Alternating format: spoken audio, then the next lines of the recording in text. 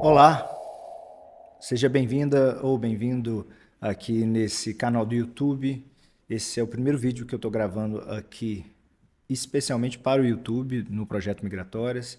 Esse canal já existe há algum tempo, onde eu acabei colocando muitos vídeos de lives maiores, cursos e outras coisas que eu fui fazendo ao longo desses 2 anos e pouco, que é o tempo de idade do projeto, né?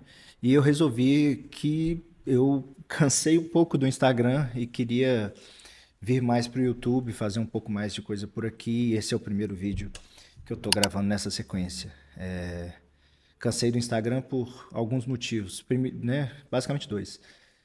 Primeiro, no Instagram tudo morre, tudo acaba, tudo some. As pessoas não necessariamente veem um material que eu considero legal, que foi interessante para algumas pessoas há 2 anos atrás. Isso praticamente fica inacessível, porque ninguém tem paciência de ficar scrollando a tela para ver o que diabos eu fiz lá atrás, né?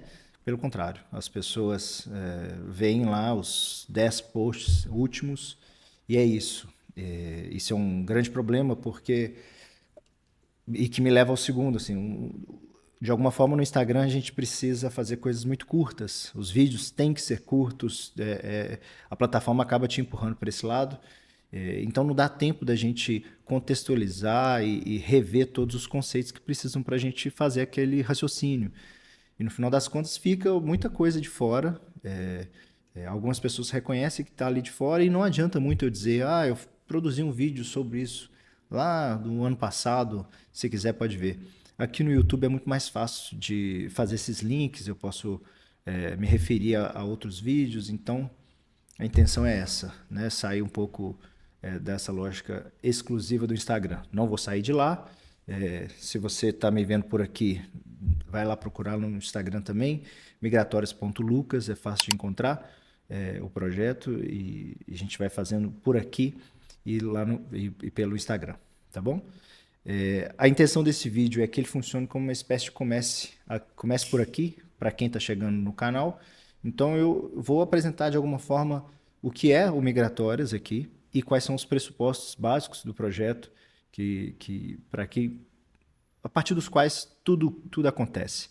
Esses vídeos, né, conforme vocês estão vendo aqui, eu não vou ficar fazendo edição, eu vou falar de maneira mais livre, tem um roteirinho aqui, uma espécie de tópico para eu seguir e vão ser sempre dessa forma, né, sem aquelas firulas do Instagram que de vez em quando cansa, né? Mas o que é o Migratórias? O Migratórias é uma espécie de curadoria do que eu já li, estudei sobre o que é ter um consultório, quais conceitos de outras áreas existem que podem nos ajudar e de alguma forma, então é como se eu tivesse ido lá, tomado alguma coisa, feito lá e peneirei alguma coisa no sentido de que isso aqui é o proveito que eu tenho, né? O que eu aproveitei de tudo que eu li, de tudo que eu estudei, e que pode me ajudar no meu consultório e que talvez ajude no seu também. Então, é um projeto de educação, de transmissão, nesse sentido que eu estou trazendo para vocês o que eu achei de interessante por aí e que pode nos ajudar. Eu tenho uma facilidade diferente das pessoas do nosso campo, da psicologia e da psicanálise. Eu tenho uma certa facilidade com esses outros temas, com essas leituras sobre negócios e tal, gestão, e eu acho que é isso, né? Uma das contribuições que eu posso trazer para a comunidade, para a classe, para a nossa classe profissional é essa. A intenção é fazer com que a gente valorize a nossa profissão e eu acho que isso passa muito por uma certa clareza do que é ter um consultório, né? Eu acho que a gente confunde muito o consultório como um espaço onde a gente só atende e nada mais, então a gente só se preocupa com o aspecto clínico e isso me leva para o meu primeiro pressuposto do Migratórias. É preciso que a gente separe consultório e clínica. Isso ajuda bastante na compreensão do que a gente faz, porque no final das contas a tarefa clínica de fato é a maior, é o é o ponto mais central e mais importante do nosso trabalho. A gente precisa garantir a formação continuada, a gente precisa seguir nesse caminho, isso é inquestionável, é o seu principal trabalho. Mas existem trabalhos que na melhor das hipóteses, são invisíveis, que você faz, você cuida do seu consultório de um jeito tão comum, tão padronizado, tão natural, uma coisa que foi se naturalizando, que você nem percebe que está fazendo. Na melhor das hipóteses é isso.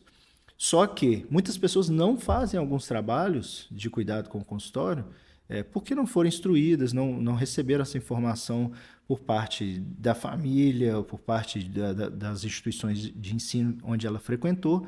Pelo contrário, foram recusadas, né? Falaram, não aprenda muito sobre isso não, deixe isso para lá, não suje a clínica com essas questões. E eu acho que isso é um grande problema. Vou falar com calma sobre isso. Então, separe o que é a clínica e o que é o consultório. A gente sabe, eu sei, estou propondo essa divisão terminológica de maneira, obviamente, didática, para fins de esclarecimento. Em vários momentos, as coisas são confundidas, né? Em vários momentos, a gente não tem como separar uma coisa da outra, mas em alguns momentos é possível, em alguns momentos o consultório tem que ficar fora e é só a clínica que dá conta do que a gente está fazendo. Então, não existe clínica sem consultório. O consultório é uma estrutura suficiente, necessária e precisa ser suficiente para que que o trabalho clínico aconteça, né? Por exemplo, qualquer um conflito de interesse que pode existir.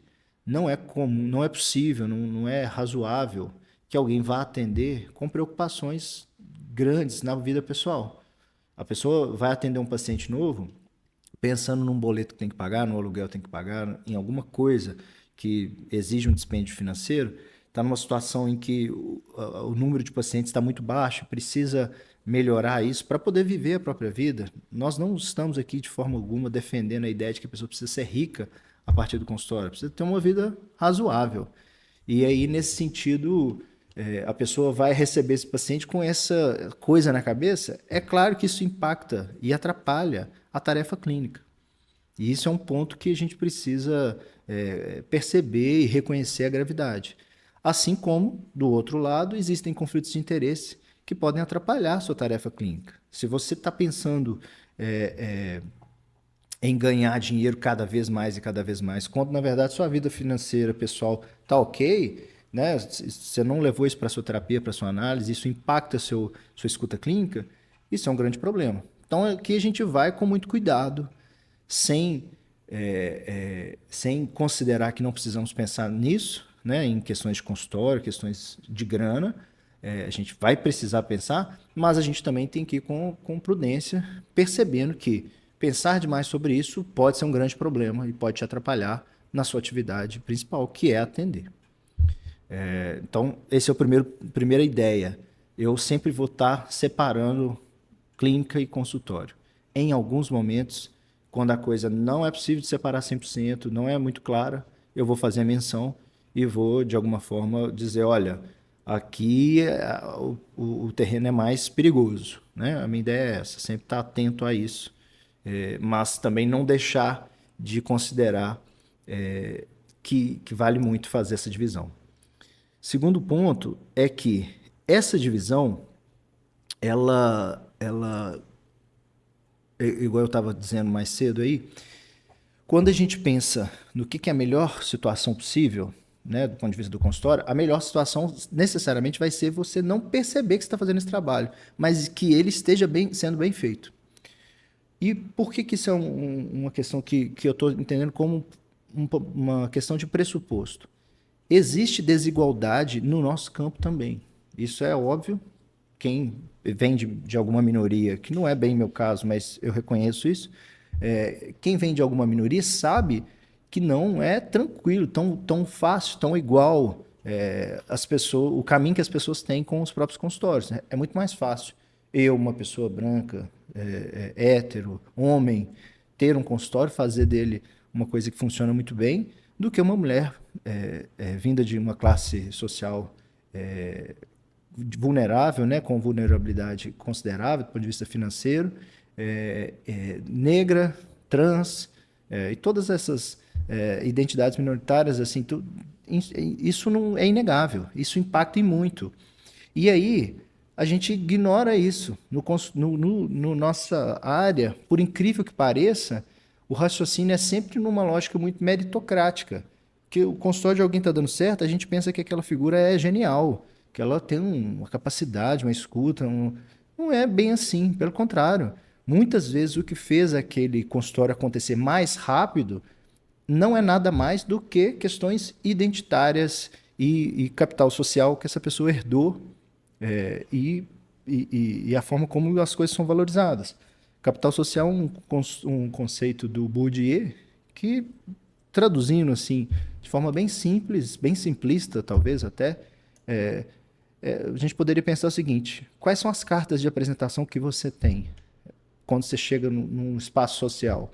O que você carrega consigo? Qual que é o capital social que existe consigo, com você, na medida em que você está colocado na sociedade? É inegável que é muito mais fácil eu encontrar voz, encontrar espaço de fala, para eu falar de qualquer assunto que seja, do que uma mulher negra trans. Ela vai ter que ter um esforço de talento, de reconhecimento, de genialidade até muito maior do que eu para poder ter o mesmo espaço que eu tenho. Então, isso é uma questão que impacta também a nossa área, não tem como negar. E por que eu estou dizendo que isso é um pressuposto aqui para mim?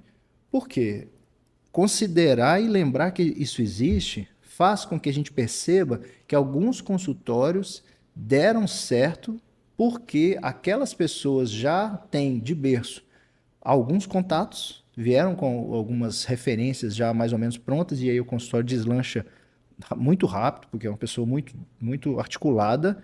Essa pessoa pode ser também uma pessoa que foi instruída na família com relação ao que deve ser feito, como é que as coisas funcionam. Então, ela tem uma noção e uma articulação cultural que que faz com que ela esteja muito na frente de uma pessoa que está chegando ali, vindo de uma classe social e de situações em que, por exemplo, ela é a primeira a estudar da família, coisas desse tipo, que fazem com que ela vai lá, chegue na graduação de psicologia e o que é ensinado lá? O que é colocado? Só questões relativas à clínica, questões éticas e questões teóricas. Ninguém está lá nas faculdades falando nada sobre capital social, o impacto disso, como é que alguns consultórios vão ser mais difíceis do que outros, como é que a gente corre atrás e consegue informar as pessoas do que precisa ser feito. Né? Exemplo pessoal meu, eu venho de uma família em que o meu pai, particularmente, ele tem uma característica de sempre orientar, tentar encontrar, assim, olha, esse é o caminho que você escolheu? Beleza. Então vamos pensar qual é a melhor forma que você pode fazer isso aí. Assim que eu fui para a psicologia, a expectativa da minha família era que eu fosse para outra área, mas quando eu falei que iria para a psicologia, todo mundo falou, ok, é isso mesmo, vai lá. Tive esse privilégio, né? Esse privilégio da aceitação, da facilidade e o privilégio de ter alguém me ajudando a pensar o que seria um bom caminho. Que eu negava esse auxílio, essa dica, esse conselho do meu pai. De alguma forma, eu não acho que eu reconhecia muito bem, não. No final das contas, ele falava de forma muito clara para mim, assim, falou, Lucas, você tem que entender que consultório é uma espécie de negócio. E eu falava assim, ô pai, você... Felizmente, não está compreendendo do que se trata, não. Né? É claro que não dizia com essas palavras, mas eu recusava. Eu desconversava, ok, né? E não escutava muito bem aquilo lá. E foi só quando eu vi que meu consultório não acontecia e que, quando eu trabalhava em hospitais, né? Não sei se você sabe, eu era psicólogo hospitalar e era, de alguma forma, eu lidava por estar lá responsável por um setor de psicologia em determinado momento, eu passava por treinamentos com relação à gestão do setor, o que eu precisava de prestar conta, como é que eu poderia desenvolver, passava por auditorias externas e tudo mais. Então, eu era munido de vários conceitos de gestão de qualidade de instituições de saúde que eu fui percebendo assim, falei, caramba, aqui é um hospital, tem gente que está pensando isso tudo para que alguém chegue lá na ponta e atenda um paciente. Qual que é a questão? No meu consultório, sou eu que faço tudo. No máximo, algumas pessoas vão ter alguém funcionando como secretário, secretária. Não é o comum da nossa área. E às vezes a gente tem algumas ajudas do tipo assim, alguém que faz a faxina, às vezes você tem um contador, atividades assim, que podem ser claramente terceirizadas. Mas algumas coisas a gente não terceiriza, que é, por exemplo, a gestão do nosso consultório, a gestão financeira, a gente tem que lidar com dinheiro. E aí é uma bagunça, né, pessoal? Não tem. É difícil você escutar alguém que faz isso tranquilamente, certinho e tal. Na nossa área, o comum, diria assim, 80, 90% dos colegas e das colegas não tem muita facilidade com essas questões. E não tem porquê. Porque, de alguma forma, não foram instruídos a isso. Quando eu fui perceber que existia nessas instituições de saúde uma certa gerência dessas questões, um certo trabalho com essas outras questões, para que os pacientes pudessem ser atendidos, eu comecei a perceber que eu poderia usar parte disso no meu consultório, salvo as proporções, guardadas as proporções, porque, obviamente, eu não tenho um hospital para gerir com tanta gente. Pelo contrário, sou só eu. Mas tem que ter uma gestão, tem que ter uma estrutura, tem que ter um planejamento, pode ter estratégia. É isso, né? E qual que é a questão? O que isso tem a ver com a desigualdade, né, que eu estava colocando? Muitas pessoas já vêm com essas coisas, igual eu disse lá no início, naturalizadas. A pessoa sabe que a coisa sabe que parte do trabalho é ter contato com outras pessoas. Ela sabe mais ou menos qual que é o jogo de valor que existe na sociedade. Ela sabe se portar de um jeito em alguns lugares que vai dar bom, que vai dar certo, que vai funcionar, porque aquelas características são valorizadas. Então, qual que é a questão? Nós não precisamos de muitos pacientes. Por que diabos algumas pessoas não têm tantos pacientes? Porque não receberam de berço um capital social e também não estão construindo, não construíram isso naquela direção. Não conseguem perceber qual é o caminho que aquela pessoa pode traçar e que pode ser bom para ela, que é diferente do meu. O meu caminho é aqui, o caminho da outra pessoa é por outro lado. Eu posso criar uma estratégia para o meu consultório que não vai ser possível de forma alguma ser usado por outra pessoa. Só que como a gente vive numa sociedade em que esses ideais estão colocados a partir desses capitais sociais, às vezes uma pessoa que tem uma origem, uma situação de vida completamente diferente da minha, pode tentar imitar o que eu faço e vai dar muito errado. Por quê? Os potenciais que eu tenho são diferentes dos potenciais que essa pessoa tem. Os limites que eu tenho são diferentes dos limites que essa pessoa tem. Então, o migratório, de alguma forma, a intenção do migratórias é criar uma espécie de estrutura, de campo, de portal de conhecimento, para que você aprenda a pensar o seu próprio consultório, a partir das situações e das condições que você tem. E isso é fundamental, principalmente para quem não faz nada com relação a isso. Para quem faz isso e o consultório está funcionando bem, você pode ter certeza, se o seu consultório funciona bem, é porque você está gerindo algumas coisas muito bem, mesmo que você não tenha consciência. Pode ser que você esteja dando muito bem, mas as suas finanças são bagunçadas. Ok, vai aprender a mexer com finanças, vai mexer, né, com esse fluxo de caixa que você tem. Dá para organizar, dá para isso ser bem melhor. Mas algumas pessoas não só têm problemas para gerir o fluxo de caixa, né, a grana do consultório, o que entra e o que sai, mas também vão ter problemas para conseguir pacientes. Vão ter problemas para que os pacientes, quando procuram, não necessariamente ficam. E isso nem sempre está relacionado às habilidades clínicas. Nem sempre. A gente precisa quebrar esse fetiche da genialidade, considerando que, né, como se só isso fosse uma questão. Ou seja, por incrível que pareça, há uma sombra meritocrática bem considerável no nosso campo, por mais que sejamos, talvez, a classe profissional que mais critica isso. Né, passando para a próxima questão, é o seguinte: qual que é a ideia?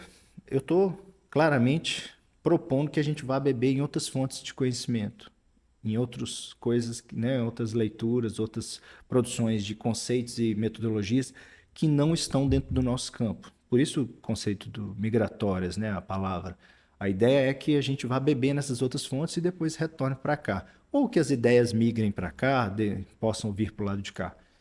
Então, o que é a ideia? Eu estou fazendo aqui essa peneirada e apresentando uma leitura para vocês. Então, esse é um pressuposto. Você percebe que aí tem um pressuposto, que é o seguinte: nenhum conceito pode vir de outro campo, por exemplo, um conceito da contabilidade.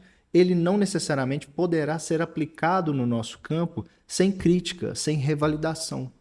A gente sempre vai ter que revalidar esses conceitos, ver quais podem vir para cá e quais terão que ser completamente negados. Assim, vai ter que ter uma leitura de barreira para muita coisa. Algumas coisas são complicadíssimas para o nosso campo por causa da nossa ética profissional. Isso não pode acontecer nessa direção X aqui. Outro dia a gente fala disso, elementos que eu acho que precisam ser sempre deixados de fora. Mas, por exemplo, o campo do marketing é um campo complicadíssimo para nós. Não quer dizer que a gente não possa beber lá, naquela fonte. Mas certamente é um dos campos que a gente mais vai ter que ter atenção. Então, a gente vai sempre ter que pensar numa espécie de revalidação. Como é que essas ideias podem funcionar dentro do nosso campo? A gente vai criticar ao mesmo tempo que vai importar essas ideias, e em alguns casos essas ideias vão precisar passar por uma certa reformulação, às vezes até uma troca de nome. Mas isso não quer dizer que a gente não vai beber nessas outras fontes. Por quê? Porque a gente pode entender os conceitos como uma espécie de tecnologia que já existe no nosso mundo atual, no nosso contexto histórico. Existe um tanto de soluções que já foram criadas para modelos de negócios parecidos com o nosso, e que, de alguma forma, a gente não usa, não reconhece como uma coisa válida, porque a gente tem essa ideia de que a gente tem que preservar a clínica. Ok, temos que preservar a clínica, mas existem trabalhos, tem um consultório, tem tarefas relativas a um consultório que talvez você possa se aproximar e perceber que aquelas ideias lá de fora resolvem muitos desses problemas. Então, assim, um outro pressuposto. Consultório, não a tarefa clínica, mas a tarefa clínica, a clínica pode até não ser, mas o consultório necessariamente é um negócio. Necessariamente. Nós somos obrigados a lidar com uma gama de conhecimentos muito diferentes do campo da psicologia e da psicanálise para ter um consultório. Ou você não lida com dinheiro, ou você não tem que olhar essas questões de impostos, ou você não precisa ter um fluxo de pacientes chegando até você. Então, tem várias. Ou você não precisa precificar bem a sua atividade, caso contrário, a coisa não fica saudável. Quantas pessoas você, talvez, que já tem algum tempo, e talvez quem está começando pode procurar saber, quantos colegas abandonaram a clínica, abandonaram o interesse pelo consultório, porque não davam conta de fazer o consultório funcionar. Pessoas boas de serviço. Não estou dizendo pessoas que não tinham habilidade e capacidade clínica, não. Pelo contrário. Algumas pessoas, de fato, não são para a clínica. Alguns colegas que formaram mesmo na psicologia, eles não têm interesse na clínica, não são bons nisso. Porém, algumas pessoas que trabalham enquanto psicólogos clínicos, psicólogas clínicas de instituições, não conseguem ter um consultório. Isso é inacreditável. Uma coisa é a pessoa fazer por escolha. Outra coisa é a pessoa tentar e não dar conta e ter que recuar. Eu tinha uma colega que fez isso 2 vezes. Ela era uma colega minha de um hospital onde eu trabalhava. Ela me deu notícia de que ela já tinha tentado ter consultório uma época. Depois, enquanto a gente estava lá nessa época trabalhando juntos, ela falou, olha, eu vou reabrir o consultório. E aí ela ficou mais 1 ano e meio, 2 anos, e falou, olha, Lucas, eu não dou conta. Não consigo lidar, fico ansiosa, fico preocupada, sinto que isso aqui é instável demais e, na verdade, todo negócio é instável de alguma forma, pelo menos no início, mas o nosso consultório ele tende a ser uma coisa até estável demais, isso é um dos problemas do nosso consultório, da nossa prática. Um dia a gente fala disso. Eu acho que a gente tem um problema muitas vezes muito mais de estabilidade do que de instabilidade. Então, assim, voltando, é inacreditável que algumas colegas não consigam ter um consultório, não conseguiram, abandonaram, tiveram que fazer outra coisa. Se você pega o censo da psicologia, né, feito pelo CFP, você vai ver que a quantidade de pessoas, né, de colegas da área que precisam ter uma segunda renda, fonte de renda para poder viver, é enorme. Está escrito lá de forma claríssima, medida, feita uma estatística. Eu não vou saber falar o número aqui agora, mas basta digitar Censo Psicologia, CFP, que você vai lá encontrar quem somos nós, do ponto de vista estatístico, assim, como é que a coisa está dividida dentro do campo. Né? E além disso, está lá também no censo como é que nós ganhamos mal, né? Como é que a gente vai precisar fazer um trabalho de conjunto, em conjunto, um trabalho de classe, para valorizar, né? Parte do nosso trabalho é valorizar a psicologia. O Migratórias é uma tentativa minha de contribuir nisso também. Acho que é por aí, né? Então, esse vídeo fica por aqui. Esses eram os pontos que eu queria apresentar e a gente vai se falando. Dicas, perguntas, comentários, sugestões, críticas, eu estou disponível. Comenta aí, manda mensagem para mim, tanto aqui quanto lá no Instagram, que a gente vai conversar e tentar fazer isso aqui acontecer de forma que seja melhor para todos nós. A ideia nunca é fazer a psicologia ser melhor do que outras profissões, mas a ideia é fazer com que a gente sempre esteja num bom patamar, e um patamar cada vez mais igual com relação a outras profissões, por exemplo, profissões da saúde. Um abraço e até!